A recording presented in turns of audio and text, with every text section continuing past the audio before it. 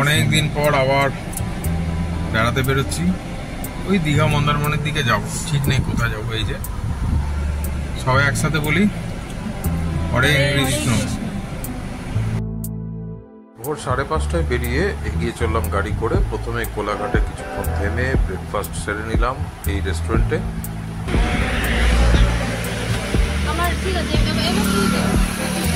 ডাবের সাম্রাজ্যে দাঁড়িয়ে আছে। এরপর বালিশাই মোড় দিয়ে ঢুকে আমরা সৈকত সরণি ধরে এগিয়ে গেলাম শঙ্করপুরে। ঠিক করলাম এবারের আমরা থাকবো শঙ্করপুরে, অর্থাৎ দীঘা থেকে একটু দূরে একটু ফাঁকায় শঙ্করপুরে আমরা একটা দিন কাটাবো। একদম সমুদ্রের ধার দিয়ে এগিয়ে গেলাম। প্রচণ্ড উত্তাল সমুদ্রের পাশ দিয়ে গাড়ি চালাতে ভালোই লাগলো। ঠিক তার পাশ দিয়ে এগিয়ে গিয়েই একদম সমুদ্রের কাছে অবস্থিত আমাদের আজকের থাকার জায়গা হোটেল স্যান্ডি বে। আমাদের হোটেল রিভিউ এই স্যান্ডি বে নিয়ে।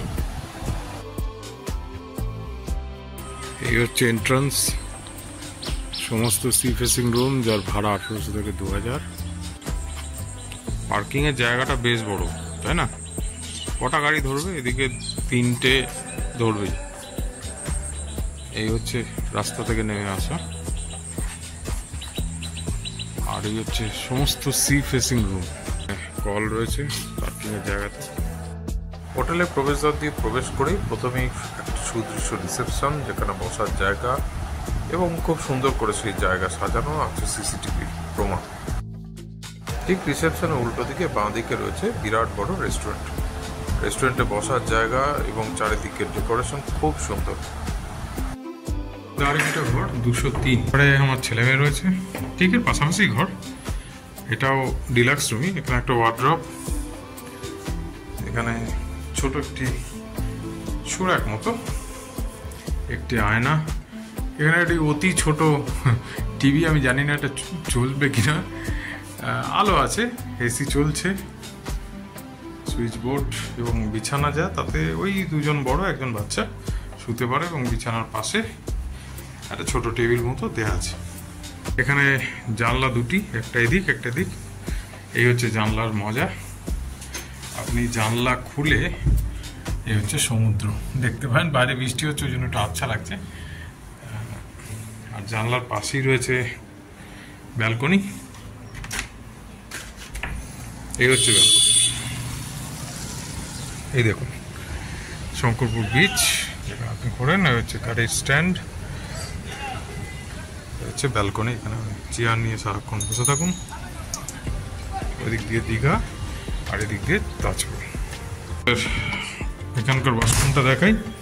একই ওয়াশরুম, একটা আয়না, বেসিন, ঠান্ডা গরম জল, এদিকে রয়েছে শাওয়ার, আর এদিকে রয়েছে কমোড। বাথরুম কিন্তু পরিষ্কার। কিন্তু এই ঘরেরও ভাড়া কিন্তু হচ্ছে 2000 টাকা। তো আমাদের ডিলাক্স রুম দিয়েছে, এটাকে 2000 টাকা ওরা ভাড়া করছে। আমরা আছি 202 নম্বর ঘরে। ঢুকেই হচ্ছে সুইচ বোর্ড, একটা সোফা, একটা ছোট টেবিল, 2টো মোড়া মতো দিয়েছে চেয়ারের বদলে হয়তো। এখানে একটা ড্রয়ার, একটা ছোট ওয়ার্ড্রপ গোছের, এখানে একটা বসার জায়গা। আমরা সবে ঢুকেছি। এখানে একটা ছোট ওয়ার্ড্রপ। এই হচ্ছে ঘরের বেড, খুব বড় বেড কিন্তু নয়, ওই 2জন বড় 1জন বাচ্চা শুতে পারে। সাথে কিছু ডেকোরেশন, লাইট, পর্দা, দুদিকে 2টো জানলা, এসি চলছে, ফ্যান রয়েছে, এখানে ফটো, আর এদিকে হচ্ছে আলো। জানলা দিয়ে পিছনের দিকটা রয়েছে জঙ্গল মতো। আর আসলে যে আকর্ষণ এই জানলার এই ঘরের, সেটা হচ্ছে যে এইখান থেকে বেরোলে এই হচ্ছে sea beach, Shankarpur sea beach, যেখানে আপনারা ঘুরতে আসেন। এই ব্যালকনিতে বসে থাকুন, দাঁড়িয়ে সেই সমুদ্র দেখছে। পাশে একটা টেবিল, ড্রয়ার দেওয়া আছে। আসুন ওয়াশরুমটা দেখায়। পাশেই ওয়াশরুম।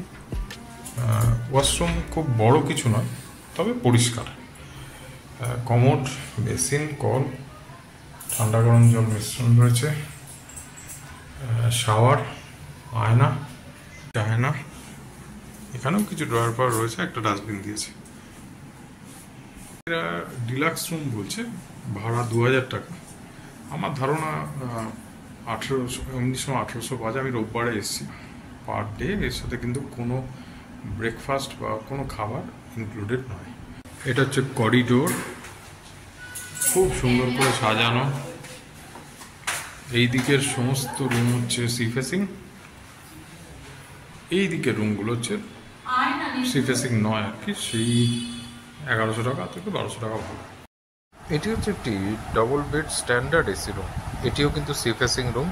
দেখুন, এটিও ঘরে প্রবেশ করলাম, যে খাটটি সেটা একটু ছোট, তবে ইন্টেরিয়ার ডেকোরেশন বেশ ভালো। এখানে যে ওয়াশরুম যেটা রয়েছে সেটা সেম ওই সাইজে, মাঝারি, পরিষ্কার এমনিতে, কমোড, বালতি, মগ, সঙ্গে আয়না একটা, এছাড়া রয়েছে বেসিন, ঠান্ডা গরম জলের মিশ্রণ, ওখানে শাওয়ার যেমন হয়, তবে খুব বড় কিছু নয়, বেডও খুব বিরাট কিছু নয়। ঘরটা কিন্তু ডিলাক্স এসি রুমের থেকে একটু ছোট। আর এখানে রয়েছে মোড়া, একটু বসার জায়গা, একটু আয়না, ছোট ওয়ার্ড্রপ গোছের। আসল ব্যাপারটা হচ্ছে এই ব্যালকনিটা, ব্যালকনি দিয়ে কিন্তু একেবারে সামনে সমুদ্র, নিচে কিন্তু ওই রয়েছে পার্কিংয়ের জায়গা। কেউ যদি একটু ফাঁকা জায়গায় সময় কাটাতে চান, দীঘার ভিড়ভাড়টা যদি পছন্দ কম, তাহলে আরামসে চলে আসুন, একদিনের জন্য অন্তত চলে আসুন, শঙ্করপুর এখানে থাকুন, ভালো লাগবে। আমরা যে হোটেলে আছি তার ভালো দিক অনেক, যেমন শঙ্করপুরে আপনি ইনহাউস পার্কিং খুব কম হোটেলে পাবেন, সেটা আছে।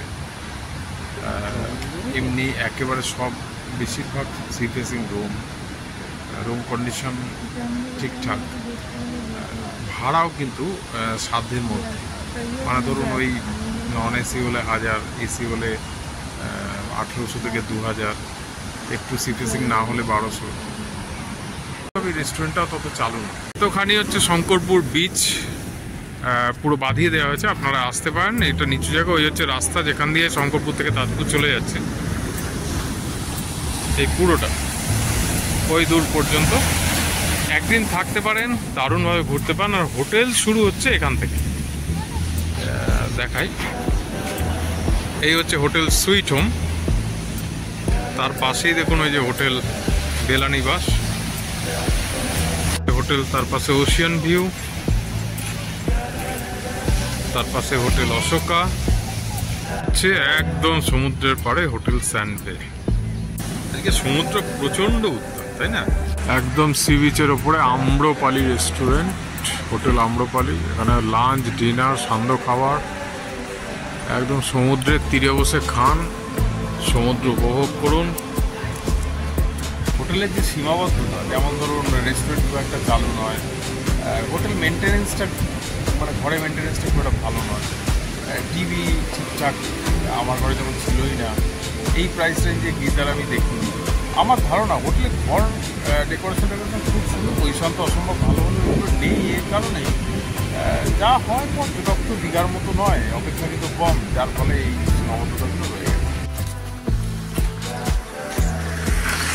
মর্নিং সবাইকে। আমাদের এই একদিনের শঙ্করপুর ট্রিপ এবং এই হোটেলে থাকার যে রিভিউ, যদি আপনাদের ভালো লাগে তাহলে একটু লাইক, শেয়ার এবং সাবস্ক্রাইব করে দিন, তাহলে আমাদের ভালো লাগবে।